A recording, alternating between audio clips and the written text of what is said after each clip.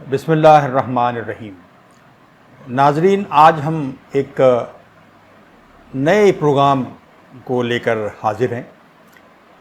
इस प्रोग्राम का ताल्लुक़ stories of science in the Islamic past से है, यानी अहद इस्लामी में साइंस से मुताल्लिक़ बाज़ कहानियाँ, बाज़ वाक़यात का तज़किरा, इनसे हम अपने नाज़रीन को आज वाकिफ़ कराएंगे और ये सिलसिला जारी रहेगा।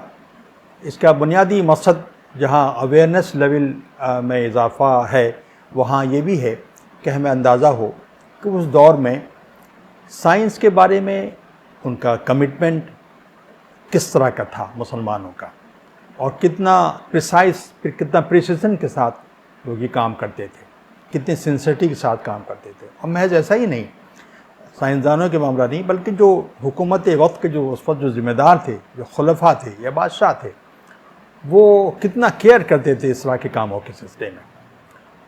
तो ये जो वाक़या मैं आज की इस नशिस्त में सुना रहा हूँ, ये 828 ईस्वी का है।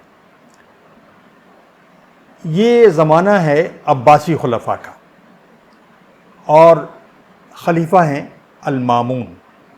जो लोग तारीख़ पर नज़र रखते हैं उनको मालूम है कि हारून रशीद ने अपने ज़माने में बैतुल हिकमा नाम का एक बहुत बड़ा इदारा कायम किया था, और इस इदारे में न सिर्फ ये कि मुख्तलिफ़ किताबें उस पर जो मौजूद थीं वो, और उनको उन्हें हासिल किया था, दूर दूर से किताबें और जो कुछ भी डॉक्यूमेंट मिल सकते थे वो मंगाए, उसने अपने यहाँ रखे, और फिर बहुत से बड़े बड़े साइंसदानों को, फ़िलासफ़र्स को, जोग्राफ़ी से मुताल्लिक़ लोगों को, जो जो उलूम उस वक्त मौजूद थे, उनके बेहतरीन उलमा को अपने यहाँ लाकर रखा और उनके कामों को स्पॉन्सर किया।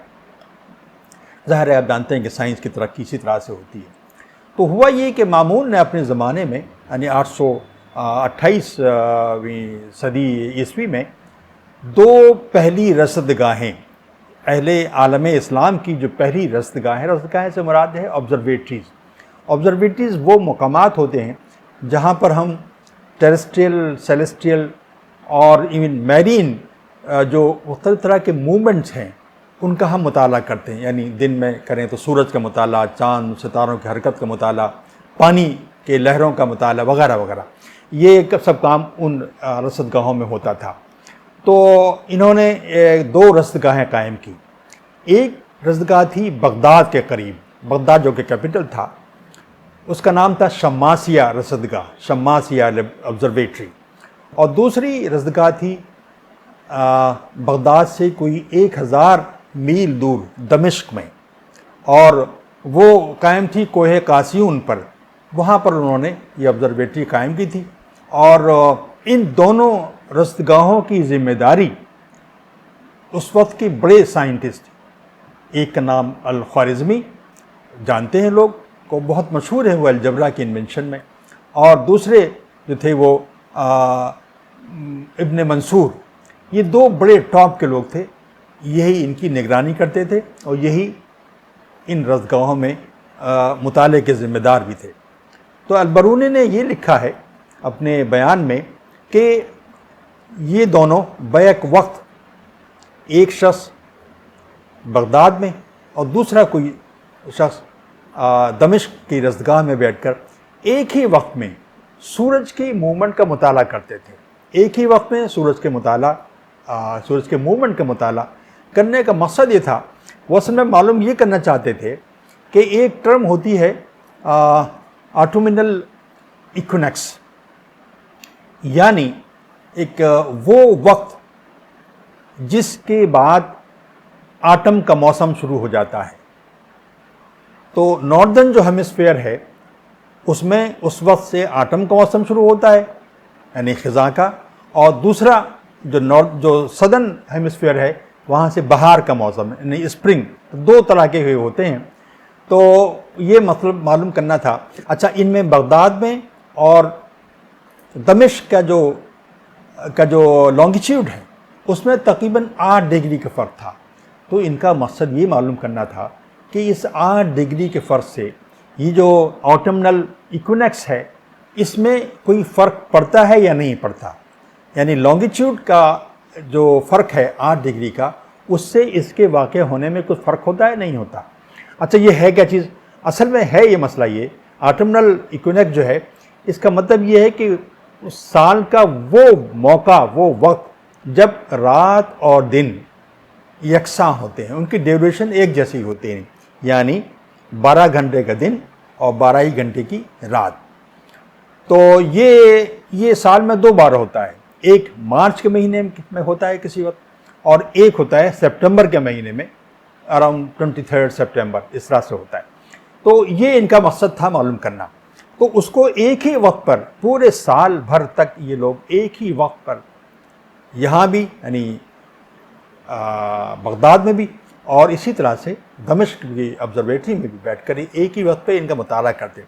अब मसला ये है कि उस ज़माने में जबकि आपके पास वक्त नापने का अंदाज आपको नहीं मालूम था कि किस वक्त क्या हुआ है। आज तो बड़ा आसान है कि हम एक ही वक्त पर हम देखें कि एक ही वक्त पर मुतय्यन करके एक मुकाम पर बैठे और दूसरे मुकाम पर दूसरा शख्स बैठे और उस वक्त पर एक ऑब्जर्वेशन करना चाहे तो करे। लेकिन ये उस ज़माने में कैसे उन्होंने किया होगा, ये एक बड़ी दिलचस्प बात है। बहरहाल उन्होंने ये काम अंजाम दिया और उसके नतीजे में ये आप जानते हैं कि जो ऑटमनल जो इक्विनॉक्स है, इसका ताल्लुक़ मौसम और फिर उसके नतीजे में फसलों से है। यानी इसको खरीफ से मतलब है, खरीफ का ज़माना, या इसका ताल्लुक़ फसलों से होता है। तो उसमें मसाइल बहुत सारे फसल से मुताल्लिक़ भी होंगे, फसल से उसका मतलब उसका ताल्लुक़ फिर टैक्सेस वगैरह से भी होगा। लेकिन असल टेक्निकली बात ये थी, उनको ये इक्विनॉक्स मालूम करना था, ऑटम से मुताल्लिक़ भी और स्प्रिंग से मुताल्लिक़ भी। ये उन्होंने, और देखना यही था कि इस हर ये वेरिएशन ऑफ द प्लेस, यानी बगदाद और फिर दमिश्क, जिसमें 8 डिग्री का लॉन्गिट्यूडनल फ़र्क है, उसमें क्या फ़र्क पड़ेगा, इसके ड्यूरेशन में कुछ फ़र्क पड़ता है या नहीं पड़ता। और किस साथ में हम ये कहेंगे कि एस्ट्रोनॉमिकली कि अब ये खरीफ का मौसम शुरू हो गया, या कि मौसम बहार या स्प्रिंग का मौसम शुरू हो गया नॉर्दर्न हेमिस्फीयर के अंदर। तो इसमें जो असल चीज़ है वो यही है, ये बताना मकसूद है। अच्छा, भी ये कि बरून ने ये भी लिखा है कि बिल्कुल इसी तरह का मुताला बगदाद और मक्का में भी बैठकर किया गया, एक ही वक्त में किया गया। और उसका मकसद ये मालूम करना था कि बगदाद, एक तो ये कि दोनों में जो काबे का जो रुख है वो किधर है, यानी इस मुताले के ज़रिए से ये भी मालूम किया सकता है काबे का रुख किधर है। उसके में भी इसी तरह का मुताला मकसूद था, तो वो भी इस तरह से भी किया गया। गोया ये कुछ बुनियादी मसाइल थे जो माशरे को दरपेश थे, और उनको हल करने के सिलसिले में ये अपनी मालूमात, जो साइंटिफिक मालूमात थी, इनको हुकूमत वक्त ने एम्प्लॉय किया और उसके नतीजे में ये मसाइल हल हुए। यानी एक तो रुख मालूम करना, एक ये कि मौसम के बारे में अंदाज़ा करना। अब जो इनके पास जो चीज़ें अवेलेबल थी, जो इंस्ट्रूमेंट अवेलेबल थे, उसमें एक का नाम था एस्ट्रोलैब। तो एस्ट्रोलैब कहते हैं उसको, एस्ट्रोलैब कहा जाता है अरबी के अंदर। तो उसका मकसद भी यही डिस्टेंस मालूम करना ऐसे होता है।